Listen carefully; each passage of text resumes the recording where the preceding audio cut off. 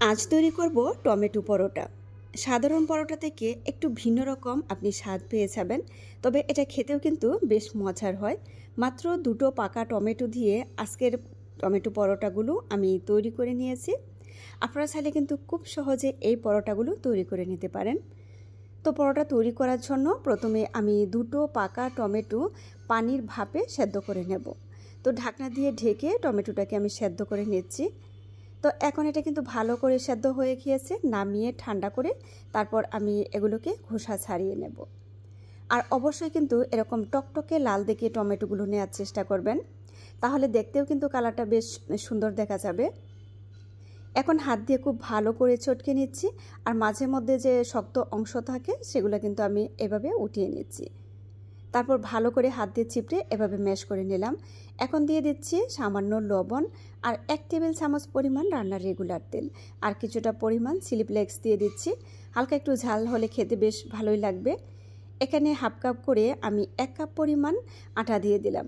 তবে এখানে আটা বা ময়দা যে কোনোটা দিয়েই তৈরি করা যাবে। আরও কিছুটা পরিমাণ আটা দিয়ে দিলাম। নর্মালি আমরা রুটি তৈরি করার জন্য যে ডোটা তৈরি করি ঠিক সেভাবেই কিন্তু ডোটা রেডি করে নিতে হবে।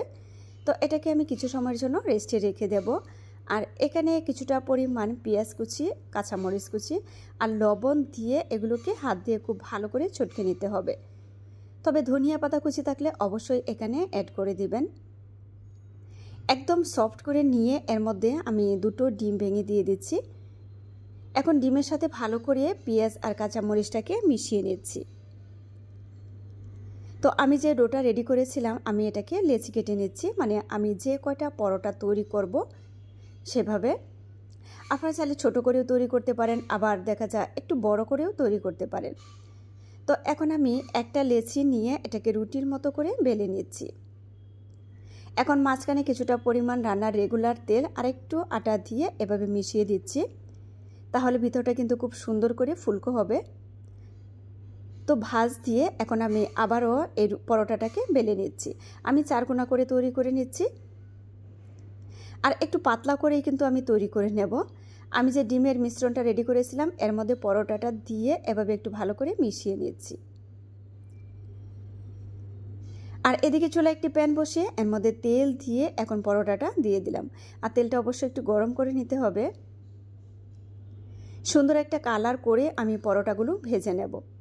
আমরা নর্মালি পরোটা সবসময় খেয়ে থাকি, তবে মাঝে মধ্যে কিন্তু একটু ভিন্নভাবে পরোটা তৈরি করলে খেতে কিন্তু বেশ ভালোই লাগে।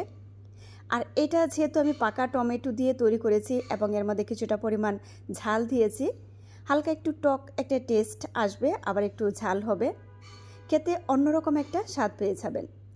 আর প্রতিটা পরোটা কিন্তু এরকম ফুলকো ফুলকো হবে যখন আপনি ভেজে নেবেন। সুন্দর একটা কালার করে আমি সবকটা পরোটা ভেজে নিয়েছি। সবকটা পরোটা কিন্তু খুব সুন্দর করে ফুলেছিল।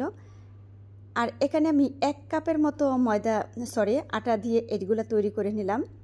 আর দেখতে পাচ্ছেন আমি এখানে প্রায় 8টার মতো পরোটা তৈরি করে নিয়েছি। যদিও বা এটা একটু ছোট হয়েছে, তবে আপনারা চাইলে বড় করেও তৈরি করতে পারবেন। যাদের কাছে সহজ রেসিপি ভালো লাগে পেজ ফলো করে পাশে থেকে সাপোর্ট